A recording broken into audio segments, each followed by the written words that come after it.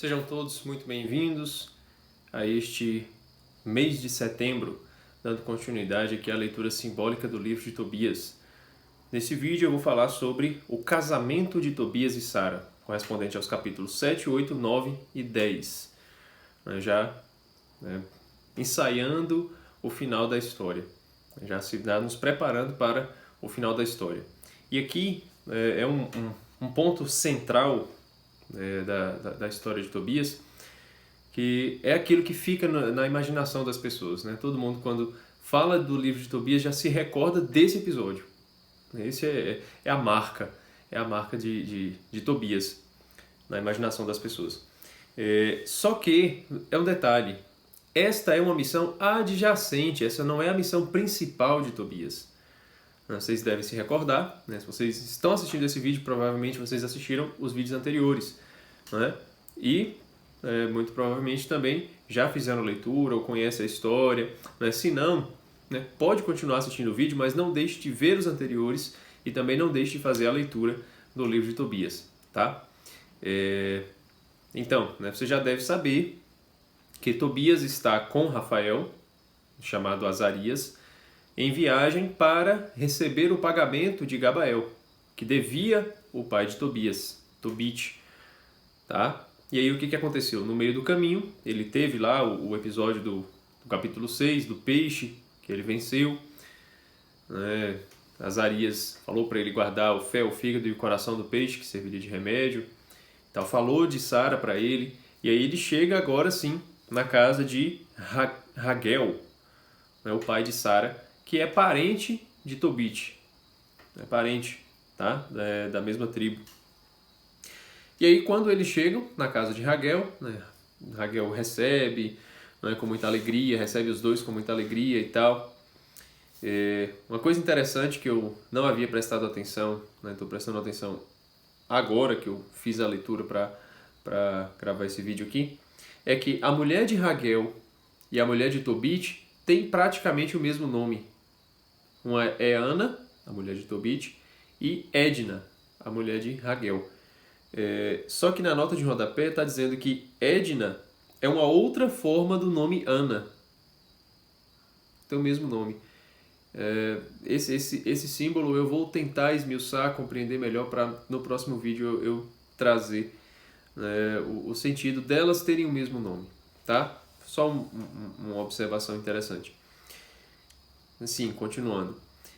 Então Tobias, ele chega na casa de Ragel e pede a mão da filha dele. Ragel fica muito feliz porque ele é uma pessoa honrada, filho de Tobit, que ele conhece, admira muito, mas ele já fica com medo de acontecer com Tobias o que aconteceu com os outros 7 esposos de Sara. Mas ele diz, não, vai dar tudo certo. Cadê a parte? Não comerei nem beberei hoje aqui, antes que tenhas prometido conceder o que vou te pedir. É isso. Sim. Não temas dar-lhe tua filha, disse Azarias para Ragel, porque é deste piedoso servo de Deus que ela deve ser mulher. Por isso nenhum outro pôde tê-la. Isso aqui é muito importante. Quem está falando isso é o mensageiro de Deus. É o anjo, o mensageiro de Deus, né? Rafael. E ninguém pôde tê-la, porque este é o servo de Deus a quem ela deve ser, com quem ela deve se casar. Este é o servo de Deus com quem ela deve se casar. Isso é muito interessante, né? Deus está revelando aqui através do anjo qual era o seu intuito, qual era a finalidade da missão de Rafael, né? Unir esses dois. Atender à prece de Sara e de Tobit ao mesmo tempo. E aí pronto, eles preparam o casamento. Ragel assina os papéis, une a mão direita de um e de outro, um momento belíssimo, né? Ragel pega a mão direita de Sara, coloca sobre a mão direita de Tobias, faz uma oração, e aí eles fazem a documentação e pronto. Anuncia para todo mundo que eles se casaram. E eles vão depois do jantar, eles vão para o leito, né? Sara vai à frente, como costume, e depois, vai Tobias. Quando Tobias chega, no capítulo 8, eu vou ler aqui e depois a gente comenta. Depois do jantar, introduziram o jovem no aposento de Sara. E Tobias, fiel às indicações do anjo, tirou do seu alforje uma parte do fígado e o pôs sobre brasas acesas. Ele pegou um pedaço do fígado, não foi o fígado inteiro, tá? Foi uma parte do fígado do peixe e colocou sobre brasas acesas. Nesse momento, o anjo Rafael tomou o demônio e prendeu-o no deserto do Alto Egito. No momento em que Tobias, obediente à indicação do anjo, queima o fígado nas brasas, Rafael, o mensageiro, o que estava acompanhando ele na viagem, tomou Asmodeu, o prendeu e o lançou no deserto do Alto Egito. Isso aqui já pulula a mente da gente de um monte de referências. Mas vamos tentar ir por partes, antes de prosseguir. O fígado. O que é o fígado? O fígado é a parte do nosso corpo que produz a bile amarela. Tá? Segundo Hipócrates, é o que produz a cólera. E a cólera, o que é? Aquela bile amarela, o que é? É a fonte de energia do nosso corpo. A fonte de energia e que também regula uma série de outras coisas, como a questão hormonal. Né? Para Hipócrates e Galeno, os médicos primitivos da medicina tradicional, uma pessoa que tem muita cólera, muita bile amarela no organismo, ela pode desenvolver problema de tireoide, que é um problema hormonal, um problema de energia. Né? Uma pessoa que tem excesso de energia é uma pessoa que tem veias largas, né? Uma pessoa que tem um metabolismo acelerado, enfim, tudo ligado à energia, né? A energia, a ação, o movimento. E Asmodeu, o que é? É o demônio da ira. Demônio da ira. Quer dizer, Tobias está sacrificando, está entregando, está queimando no fogo a fonte de energia. Tudo expansivo. Né? Está colocando no fogo para ser consumido pelo fogo a fonte de energia. E com isso ele está ordenando, ele está diminuindo, ele está fazendo, ele está tirando fogo com fogo. Está tirando fogo com fogo. É o mesmo que tirar sal com sal. Né? Não sei, geralmente quando eu conto essa história aqui no meio das pessoas que eu conheço, né, poucas são as que pegam essa referência. Não sei se é porque eu sou antigo demais ou sei lá, não sei. Né? Mas algumas pessoas tiram o sal de uma carne com sal, colocam mais sal, né, na água e colocam aquela carne salgada, né, ou um bacalhau, alguma coisa assim, e aquela carne sai temperada, sai com menos sal do que antes, porque estava cheio de sal, aquele sal grosso, né, para conservar a carne. Então tira sal com sal, está tirando fogo com fogo, está fazendo o fogo queimar e consumir o excesso de fogo que tinha também em Sara, no caso, né, porque o mal que havia em Sara era um mal espiritual, era o demônio da ira. E a ira, a energia negativa nesse caso, né? A cólera, certo? Ela é ordenada quando o fígado, que é a fonte da bile, é consumida pelo fogo, pelas brasas acesas, no leito nupcial dos dois, mostrando que Tobias não se uniu a ela pelo ímpeto das paixões, pela energia, pela cólera, certo? Que aqui também é sinônimo de energia, essa força das paixões, tá? Mas ele se uniu a ela com o intuito de gerar uma posteridade. Isso daqui é muito simbólico, tá? Isso aqui é muito simbólico. Eu falei da questão do matrimônio no vídeo passado, mas agora eu vou focar nessa questão simbólica, tá? O sentido dele se unir com o desejo de gerar uma posteridade e não movido pelo ímpeto das paixões.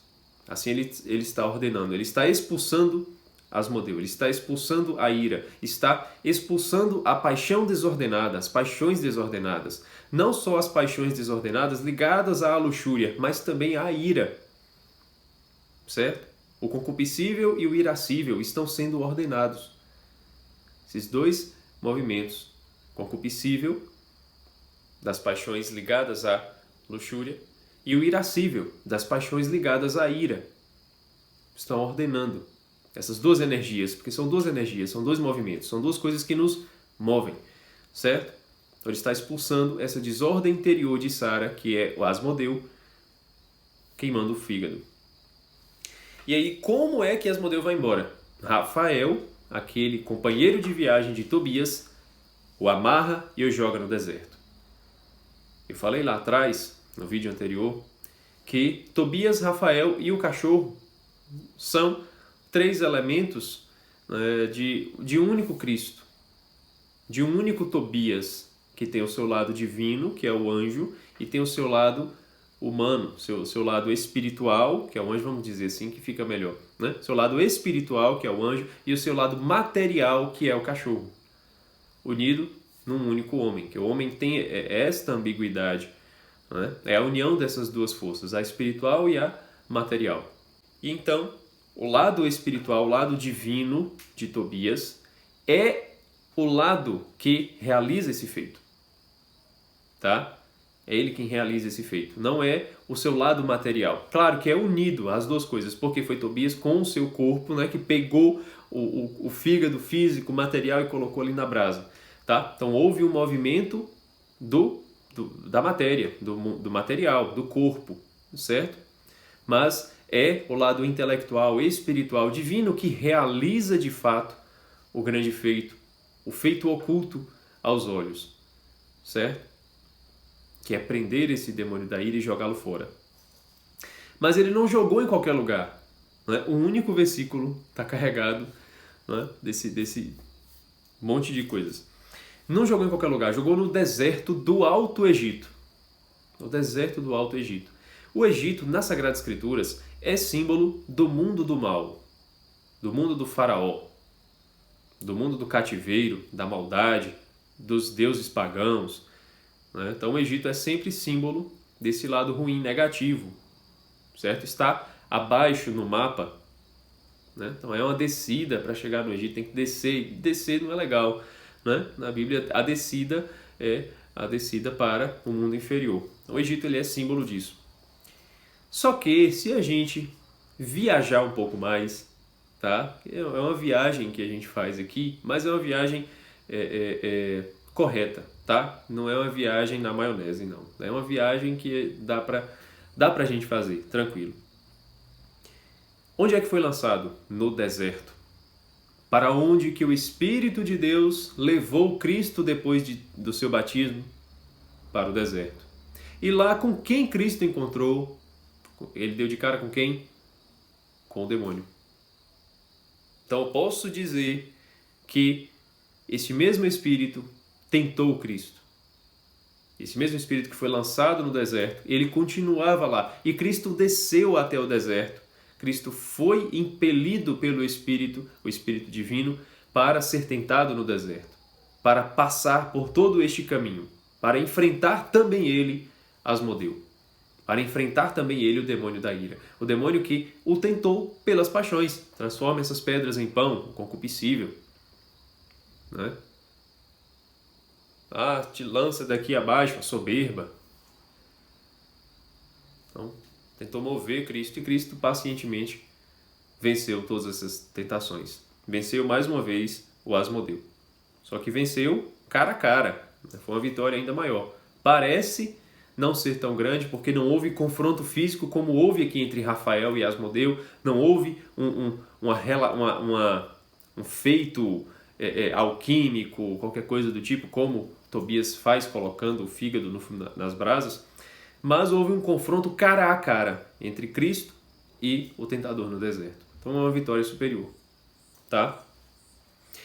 Depois disso, Tobias, cabe versículo 4, encorajou a jovem com estas palavras: levanta-te, Sara, e roguemos a Deus hoje, amanhã e depois de amanhã. Estaremos unidos a Deus durante essas 3 noites. Depois da terceira noite, consumaremos nossa união, porque nossos filhos, porque somos filhos dos santos patriarcas e não nos devemos casar como os pagãos que não conhecem a Deus. Levantaram-se, pois, ambos e oraram juntos fervorosamente para que lhes fosse conservada a vida. E aí vem uma oração belíssima de Tobias, uma prece belíssima de Sara também, ela pedindo piedade a Deus, né? Muito bonito isso aqui. Então leiam, tá? Não vou tirar a beleza aqui fazendo essa leitura horrível aqui para vocês, então leiam essa parte aí, a partir do versículo 7 em diante. Tobias vai passar 3 dias em oração com Sara dentro do seu leito nupcial. Não vão sair, não vão consumar o casamento, para que eles conservem a vida, para que lhes seja conservada a vida de Tobias. E durante esse percurso, o que acontece? Raguel manda os seus servos abrirem uma cova para jogar Tobias. Vai que, né, que ele ficou assim, eu acho que dessa vez vai dar certo, mas vai que amanhã de manhã ele não está vivo, e aí antes de amanhecer o dia, antes do galo cantar, eu já vou sepultar logo o rapaz para não ter esse problema. É o que ele pensa. Só que ele fala, né, para sua esposa Edna, manda uma serva ir lá ver, né, se o rapaz está vivo ou o que aconteceu. E aí a serva vai lá e vê os dois deitados juntos. Deitados juntos não significa que eles consumaram, né, antes do prazo. Né, eles estavam deitados juntos porque eram um casal. E aí ele fica feliz, né? Poxa, então sobreviveu, deu certo. Então agora sim, minha filha de fato se casou, ela tem um marido, né? Pronto, até que enfim. Mas o que acontece? 3 dias, o 3 já nos remete aqui a outros 3 que tem na Sagrada Escritura, de forma muito estreita. Os 3 dias que Cristo passa, onde? No túmulo, no sepulcro. Raguel manda abrir uma cova enquanto Tobias está 3 dias em oração com Sara. A ligação é muito clara. É muito clara. Né? Ele não estava fisicamente no túmulo, mas ele estava passando pelo túmulo. Estava passando. Houve o movimento dos servos que cavaram o sepulcro, né? O túmulo para Tobias, e ele passou 3 dias em oração.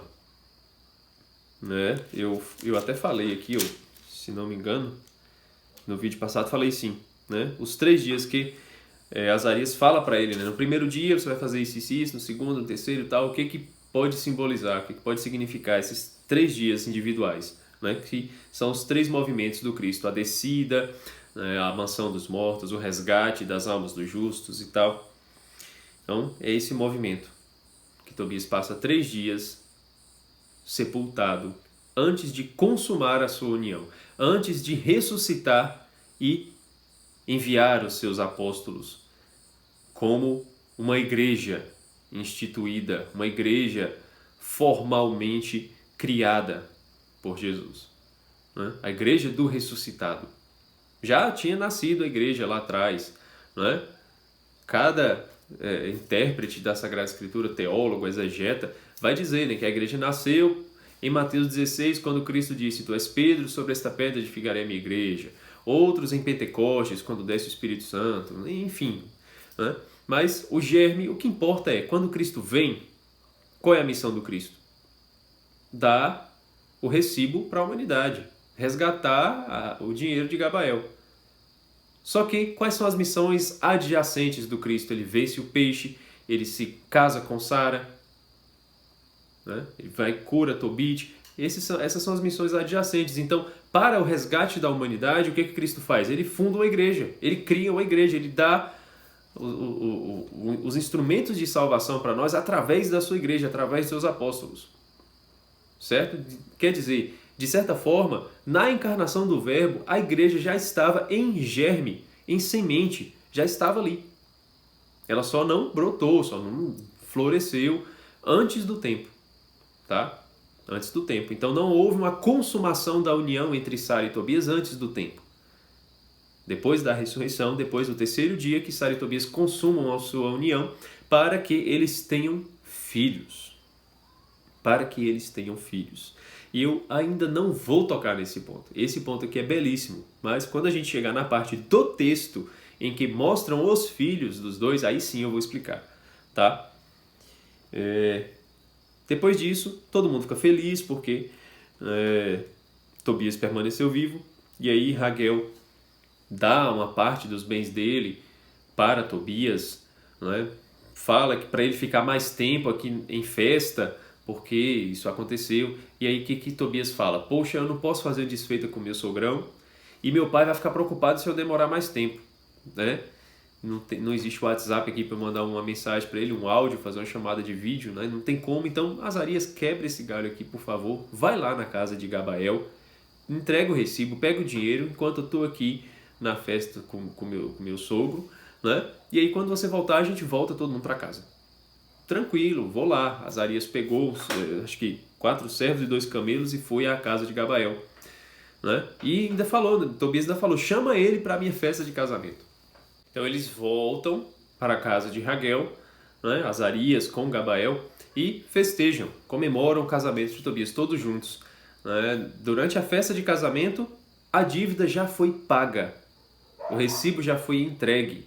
Gabael já está festejando junto com Tobias. Já está festejando. Há aqui uma antecipação do prêmio eterno com o pagamento da dívida. Houve um pagamento, a dívida foi paga, certo? A dívida foi paga.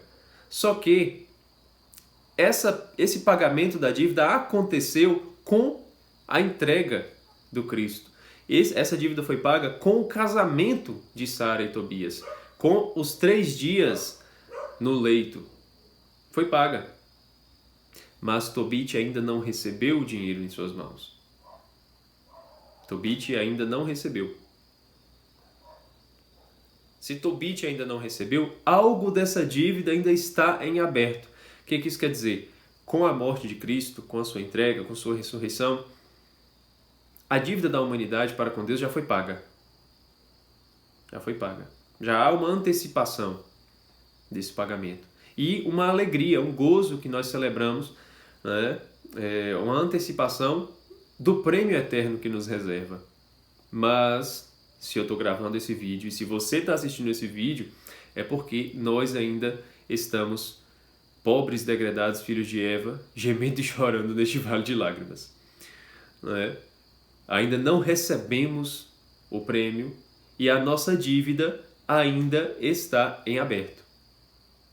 Apesar de já ter sido paga, o nosso saldo ainda não está no azul. Tá entendendo? Já foi paga. A gente não tem o débito. Mas o nosso saldo ainda não está no azul, não apareceu ainda no aplicativo. Já quitou lá, só que demora um tempinho para compensar o boleto e o aplicativo, né, identificar que a dívida foi paga. Né? Isso vai acontecer quando partirmos desta vida e Deus, tendo misericórdia de nós, nos salve. Aí sim, né? A gente vai chegar lá, opa, o aplicativo identificou aqui que a dívida foi paga, sim. Né? Então existe esse movimento ainda. Se ainda estamos aqui, é porque a dívida foi paga, mas ainda não recebemos os frutos desse pagamento da dívida. Ainda não recebemos. É necessário que a gente coopere, é necessário que a gente esteja inserido no corpo de Cristo. Tá? Enfim, continuemos. Então, Tobias fala, né, para Raquel, agora eu tenho que ir embora, meu pai está me esperando, tá? Então, todo mundo vai embora. Sara também, né? Vou levar minha mulher comigo. Ele, não, pode levar e leva metade dos meus bens. E quando eu for embora, quando partir dessa vida, você venha buscar a outra metade, é tudo seu. Tá? Estou muito feliz que minha filha se casou com um cara gente boa e que você, meu amigo, tá vivo. Isso é bom demais. Então, pode levar, vai embora, leva tudo. E aí, tem um momento bonito também em que eles se despedem, né? Tobias se despede do sogro, da sogra, e Sara também se despede, né, deles. Edna, a mãe de Sara, diz algumas palavras para ela. É muito, muito bonito esse momento, no capítulo 10. E aí eles saem em viagem. Né? Uma coisa interessante aqui no versículo 11 do capítulo 10, Raguel fala para Tobias assim, que o santo anjo do Senhor vos acompanhe pelo caminho e vos conduza sãos e salvos. Mal sabe ele que isso já está acontecendo. Isso é muito legal de ver essas coisas acontecendo nas Sagradas Escrituras, porque a gente percebe como que essas coisas acontecem agora, atualmente. Né? É claro que Deus ouviu as preces de Tobit e de Sara ao mesmo tempo e enviou o seu anjo para realizar aquilo que era a vontade de Deus. Mas é claro que Deus pode ter se utilizado deste movimento, sabendo que Raguel ia fazer uma prece dessa muito depois. Uma prece, né? Que o santo anjo do Senhor vos acompanhe pelo caminho e vos conduza sãos e salvos. Ele está falando, ele está desejando que isso aconteça. É um desejo sincero do coração dele. Mas Deus, que habita na eternidade e não no tempo, ele vê todo o tempo diante de seus olhos, ele sabia, olha só, né? Olha a prece de Raguel. Vou fazer isso mesmo.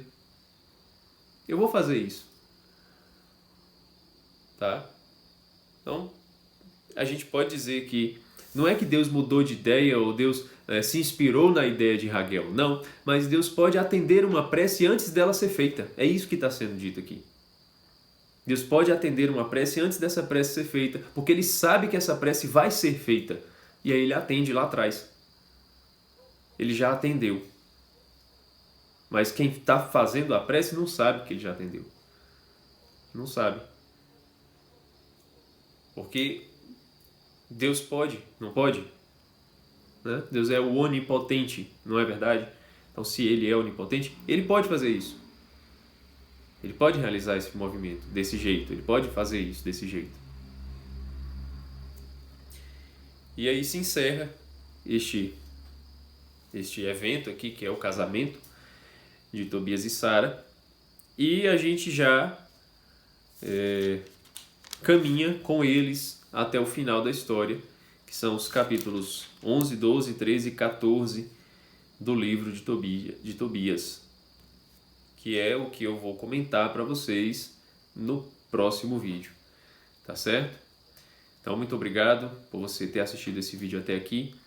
Não deixe aí de cumprir as regrinhas do YouTube, né? Deixar o seu like, comentar o que você está achando dessa leitura simbólica, né? Se você está gostando dessa experiência, certo? Se você tiver alguma sugestão, né, de algum outro tipo de análise, certo? Ou algum outro livro que você gostaria de ver aqui, pode deixar aí também nos comentários, tá certo? E não deixe de compartilhar com outras pessoas, tá certo? Então é isso, um abraço e até o próximo vídeo.